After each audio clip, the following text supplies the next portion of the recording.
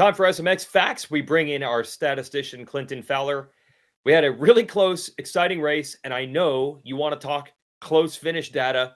But actually, first, you were diving into a, should I say, qualitative analysis of the start. Yeah, it was, an incredible finish. We'll get there. But the start was what surprised me. We're used to Cooper Webb having those endings, hounding people, and he gets a victory. But if you watch him off of the start, he gets pinched off by Adam Cincerulo. He's buried in the back of the pack entering that first turn. But almost in standard Cooper Webb style in a different way, he's able to come out of that first turn in sixth place. JT, he got a little bit of luck maybe there, but still, that really set up this win for him. Yeah, he was opportunistic for sure. And the rule of thumb is if you don't get a great jump, you have to try to stick to the inside in a long 180, right? Because you cut off so much racetrack and it's such a shorter distance staying to the inside.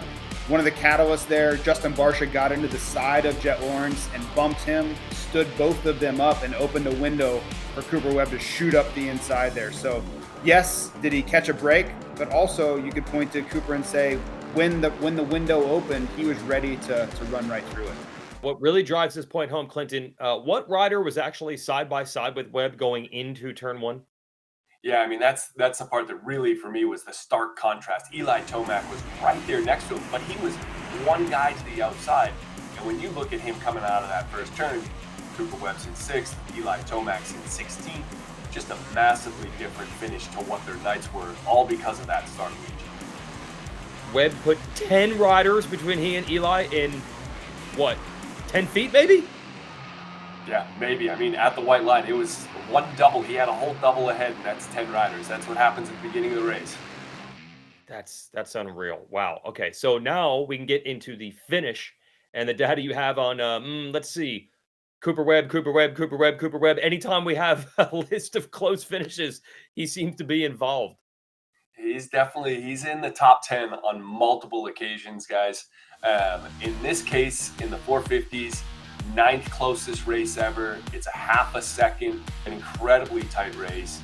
JT, he obviously, as he said on the podium, he was riding with arm pump. That's a difficult race and a difficult track to survive with arm pump and still come away with that close of a victory. Yeah, and Ricky Carmichael did a great job of pointing that out. And what he was seeing was, I like to say it as the motorcycle was riding Cooper Webb instead of Cooper Webb riding the motorcycle. He's just kind of off the back foot. He's not really aggressive, and it's kind of a body language. It's subtle, but it was there. And Ricky did a great job of letting people know that he might be dealing with some arm pump. And to your point, Clinton, on the close finishes, keep in mind the last two corners, the only thing really separating those two was that Cooper Webb was on the inside. If Chase Sexton was on the inside of either of those two corners, he probably wins. So I don't know how you can get much closer in theory than those two were. Really, it was just kind of track positioning and who had the inside, not really who was in front of the other. But what's interesting is on the same night we had this super close finish, we also had this massive gap in the 250s. We talked about Levi Kitchen earlier in our show, Clinton, but what do you have in the data for this big margin for Levi? Yeah, incredible victory by Levi Kitchen. The last time we've seen somebody win by 20 plus seconds was 38 rounds ago, over 2 years ago. It was at Anaheim 3 in 2022. Christian Craig beat Vince Freeze by 25 seconds. So incredible victory back then, but it's not something that happens a lot. Just like we don't necessarily see those super tight finishes, the big victories.